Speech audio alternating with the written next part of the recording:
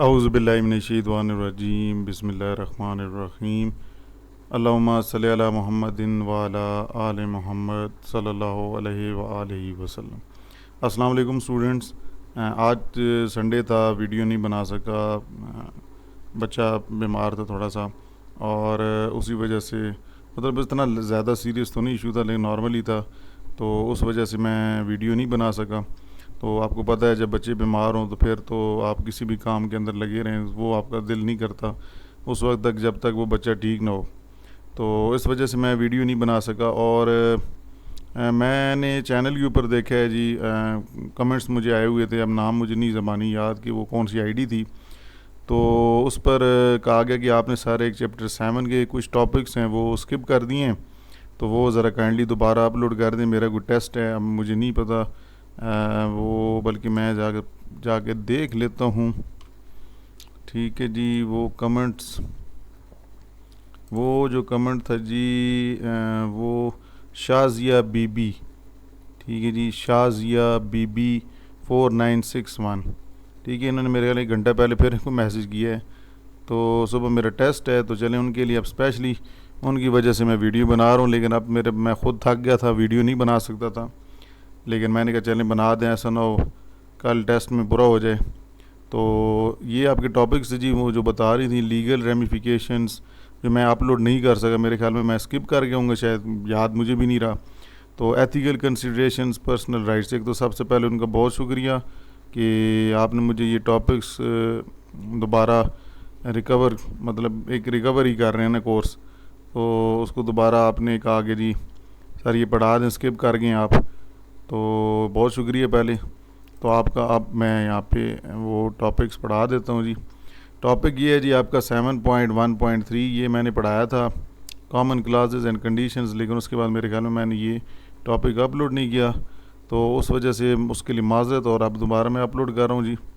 तो legal ramifications क्या होते हैं? लीगल रेमिफिकेशंस यहाँ से मुराद ये है कि जो कानूनी तौर पर जो आप लोग टर्म्स ऑफ यूज़ जो हैं उनके अगर अगेंस्ट चले जाते हैं, ठीक है जी।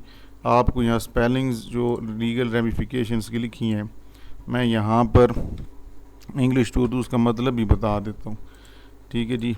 यहाँ पर मैं लिख देता हूँ, ये आप यहाँ पे ख़ुद भी ट्राई किया करें, ठीक है जी। यहाँ पे बड़े आसानी से आपको पता लग जाता है। ये देखिए, लीगल रेमिफिकेशंस क्या मतलब है जी? कानूनी असरात, ठीक है, कानूनी असरात। तो यहाँ पे आप ख़ुद भी अगर मोबाइल के अंदर भी आप जाएँ तो गूगल के ऊपर आप ट्रांसलेशन करें तो इंग्लिश टू उर्दू हो जाती है, उर्दू टू इंग्लिश, जितनी भी करना चाहें आप कर सकते हैं।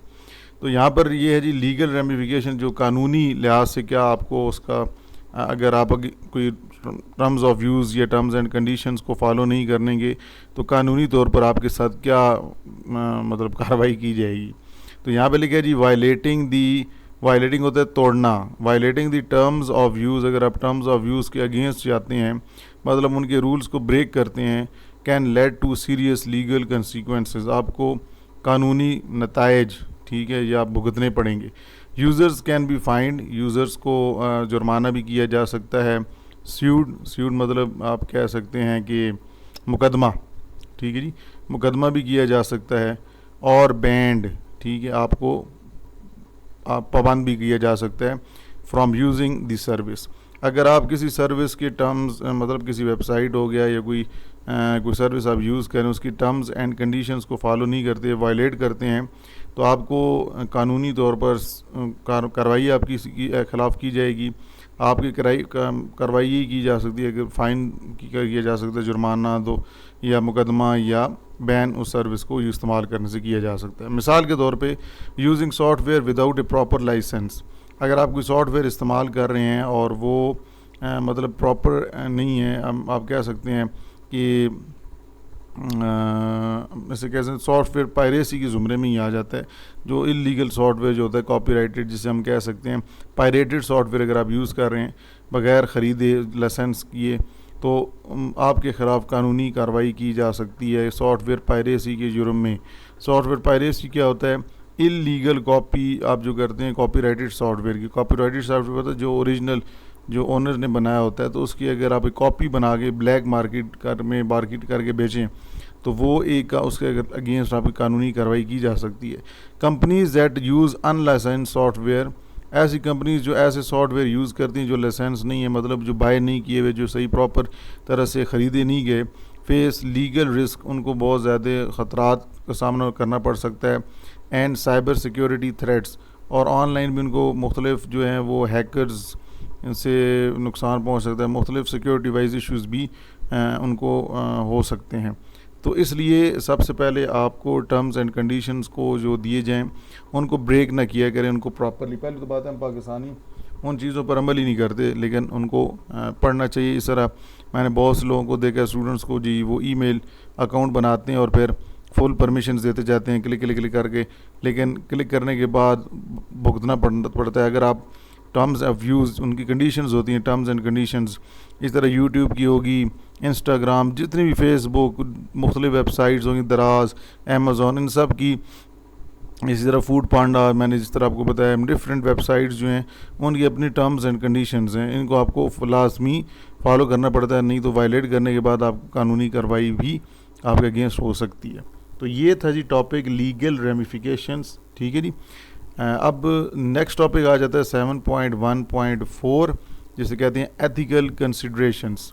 अब यहाँ पर एक आप चीज़ याद रखें, अगर मिसाल के तौर पे अगर कंपनीज जो हैं वो अपना जो टर्म्स ऑफ यूज़ या अपने जो रूल्स हैं वो क्लियरली डिफ़ाइन कर देती हैं, कंपनीज अपनी वेबसाइट पे देख लेती हैं और आसान अल्फाज में, ताकि जो कस्टमर है उसको समझना भी आसान हो जाए, तो वो इन प्रॉब्लम से महफूज रह सके। मतलब हमारा इथिकली इखलाकी तौर पर फ़र्ज़ क्या बनता है कंपनी के लिहाज से, तो कंपनी के लिहाज से फ़र्ज़ यही बनता है कि जी आप टर्म्स ऑफ यूज़ को जो है वो सही तरह से वाज़े तौर पर क्लियरली डिफ़ाइन करें, उसके अंदर शफाफियत हो, and respect for user rights, और यूज़र जो हैं उनकी राइट्स का ख्याल रखा जाए, उनके मतलब हुकूक का ख्याल रखा जाए।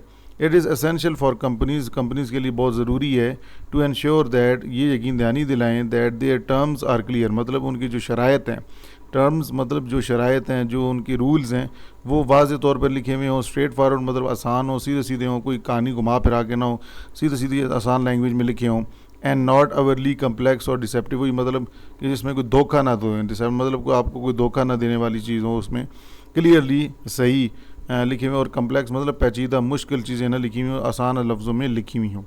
For example in Pakistan when user sign up for an online course, मिसाल के तौर पर अगर पाकिस्तान में कोई शख्स, कोई भी स्टूडेंट ऑनलाइन कोर्स के लिए अपना अकाउंट साइन अप करता है, मतलब बनाता है, the terms should clearly specify, वहाँ पे शराइत ये वाज़े तौर पर होनी चाहिए, whether a certificate will be awarded, कि क्या उसको सर्टिफिकेट मिलेगा, how personal data will be handled, और जो उसका डाटा हासिल किया जा रहा है वो किस तरह उनके पास महफूज रखा जाएगा या इस्तेमाल किया जाएगा, and whether there are any additional fees, और क्या कोई बाद में कोई अलहदा से कोई फ़ीस तो नहीं देनी पड़ेगी।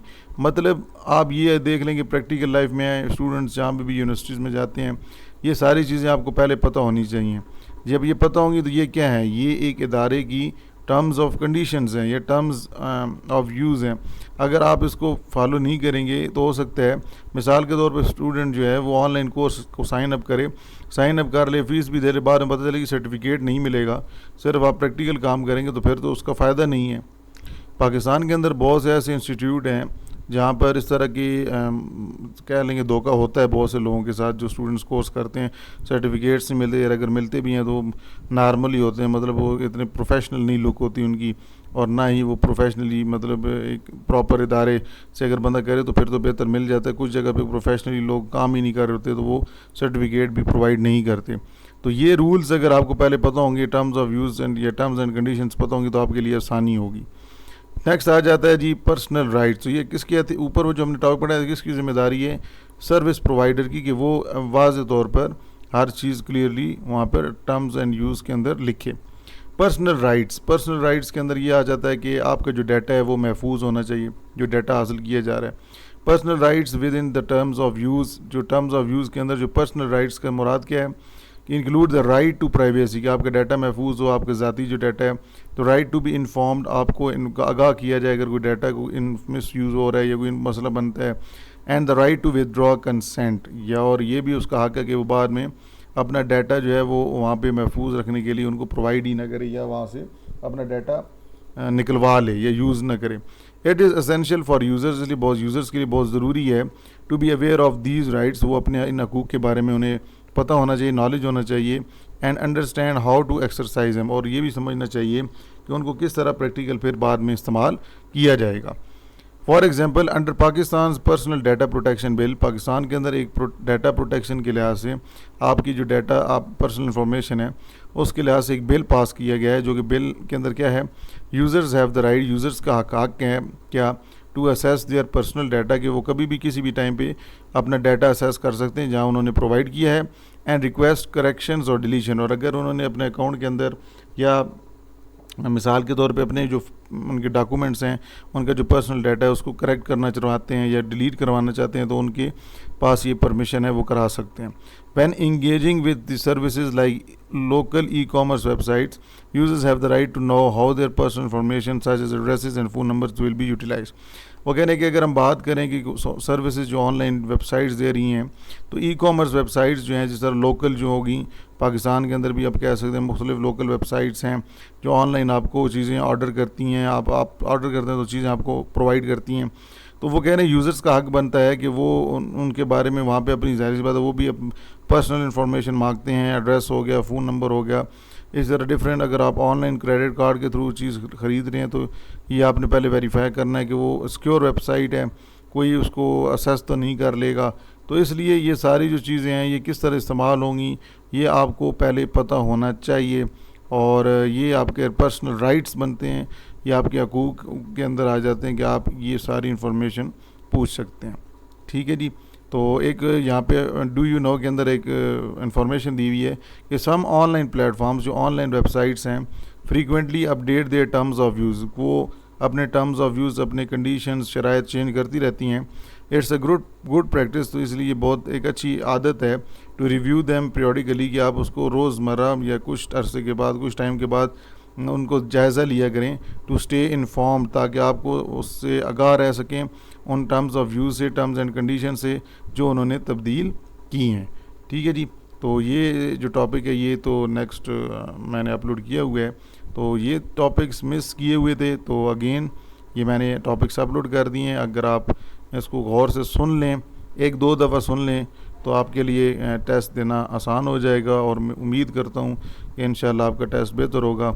Sorry again for late uploading, मैंने आपको रीज़न्स बता दिए। तो बाकी दुआओं में याद रखिएगा सब, और वीडियोज़ को लाजमी देखा करें। अगर वीडियो पसंद आए तो वीडियो को लाइक किया करें, वीडियो को शेयर भी कर दिया करें, चैनल को सब्सक्राइब भी कर लीजिए करें। इंशाल्लाह जी नेक्स्ट वीडियो में मुलाकात करते हैं। अल्लाह हाफ़िज़।